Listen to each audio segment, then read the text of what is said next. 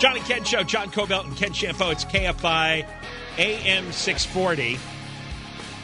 We told you many times not to vote for Prop 57, which releases felons early from prison.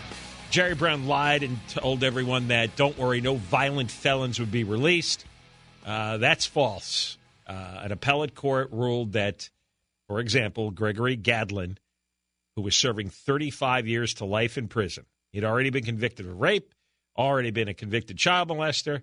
Now he's convicted of assault with a deadly weapon. He assaulted his girlfriend with a 7-inch butcher knife, slashing her a number of times. We'll get more details from our guest, Michele Hanisee, who's we're going to use this to explain how dangerous Prop 57 is, how much Jerry Brown lied, and, there is an effort to undo some of this damage in a proposition ballot coming up next year. She is president of the Association of L.A. County Deputy District Attorneys. Michele, welcome again. Thank you so much for having me. Explain the case of Gregory Gadlin, rather. Oh, Mr. Gadlin is a piece of work. The brief summary of his criminal history is started at age 14 when he got sent to CYA for grand theft auto and hit and run. At age 18, he was again sent to CYA, which was the then California Youth Assault Authority, for assault with a deadly weapon. He was out on parole at age 20 when he raped a 17-year-old pregnant female. And he was part of a crowd of people watching the beating of this pregnant 17-year-old girl by two other females. And when the fight was over, he volunteered to take her to the hospital. Instead, he took her to his residence where he raped her and did other things. He was out on parole. Yeah, no, he got out for that? He got 9 years. He was out in less than 9 years, needless to say, with all of our credits that they get. And he was out again on parole when he molested his 11-year-old niece. Yeah, and the details there are also horrific. Really horrific. He got 12 years, but he didn't do 12 years, and he was out on parole again when he assaulted the same girlfriend, Tamara, in 1992. He didn't get charged with that. They just violated his parole and sent him back to prison.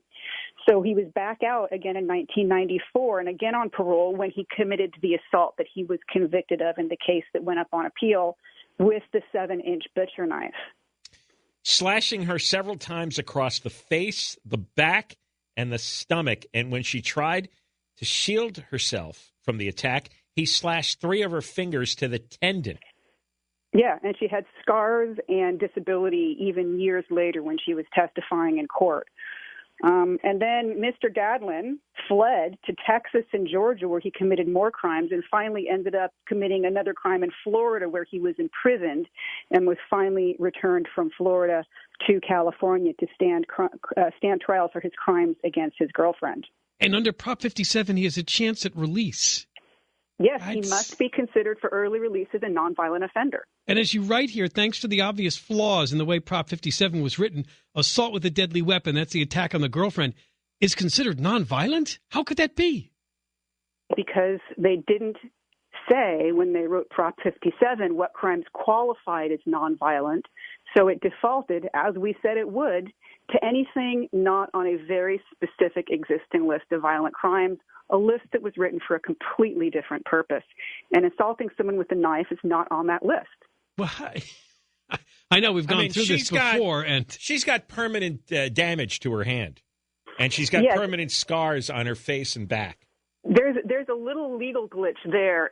If the jury had found him guilty of causing great bodily injury, it would then be considered a violent crime. But for reasons that aren't clear to me, there was no great bodily injury allegation alleged in this case. But does that make it any less violent? I also got to read the sentence. It's really gross. I'm warning people. Oh, you are going to read it? Yeah, well, because people have to understand who's being released here. He was sentenced to 9 years for rape of that 17-year-old girl. He got out of prison after 6 years. He took his 11-year-old niece to a hotel where he raped her, forced her into oral sex, and then urinated in her mouth. This is the guy that may be released now, thanks to Jerry Brown. This should be a guy that never sees the light of day. I mean, this viciousness goes back. How old is he? I mean, this viciousness looks like it goes back to 1980. Well, prior to 1980, he was age 20 in 1980. So do the math there, but his criminal history starts at age 14. So he's nearly 60. Yes, and he's had multiple appeals of this case, by the way. That assault with a deadly weapon case got sent back on appeal several times and got tried several times. So the most recent conviction was in 2007 for this offense, but he keeps appealing, and here he won his appeal, and he has to be considered for early release. And what Jerry Brown said is, don't worry, we'll write the regulations so those people don't get out. And we told him, you can't do that. It's a violation of equal protection rules. You can't just decide who a law is going to apply to and who it's not going to apply to. And that's what the courts are saying as well. Do you think he knew that and didn't care, figuring he could just to BS the public? Yes, he's not a stupid man. That's what I'm saying. He's not stupid. Working for him. Right. Yeah. So he knew he was given carte blanche to way more prisoners than he was admitting to. Or is he just so egotistical about what he wants to accomplish that he thinks the state really can write regulations that exclude certain people from some laws? And, of course, their response is, well, the parole board may not necessarily give him parole, but you wrote here, the same parole board that's granted release by the busload to murderers serving life sentences. We can't really depend on them, can we?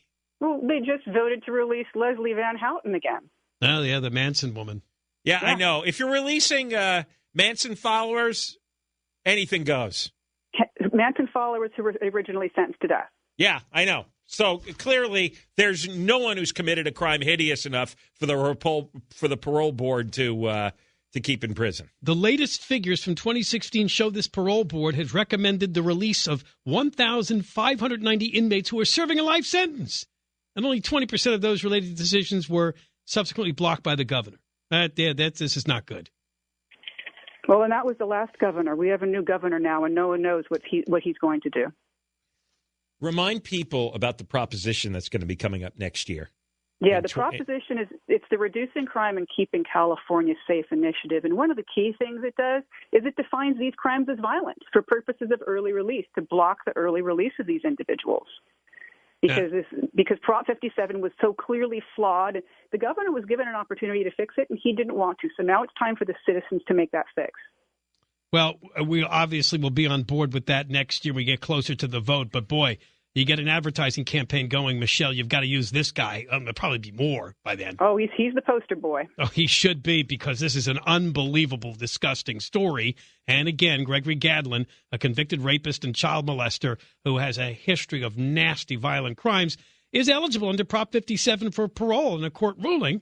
And because they're trying to say that his last offense, which included slashing his girlfriend with a butcher knife, is nonviolent. I mean, that just defies any sanity. That's what you get from Jerry Brown and the Democratic legislature, and that's what you get for voting for Prop 57. God, I just am absolutely baffled by the harsh turn this culture has taken in California. All right, Michelle, we'll look forward to talking to you again, and obviously next year as we get to vote on this. Well, thank you for having me. You guys have a great day. All right, that is Michele Hanisee, president of the Association of Deputy District Attorneys of L.A. County. And again, remember Dopey Jerry Brown, too. Don't worry, sex offenders won't be considered. And he just courts lies. have said, no, the way the proposition is written. The only ones who could confront him would either be other political leaders in both parties, and they do not, including the Republicans, who are worthless, or the media. Yeah. And nobody does. Nobody chances. No, whenever they gather around him, they just laugh at his stupid jokes. And all the reporters and producers and editors and all the people who've covered him in the last 8 years ought to be ashamed of themselves. But they don't care either. We're living with so many sociopaths in power now. All right, more coming up.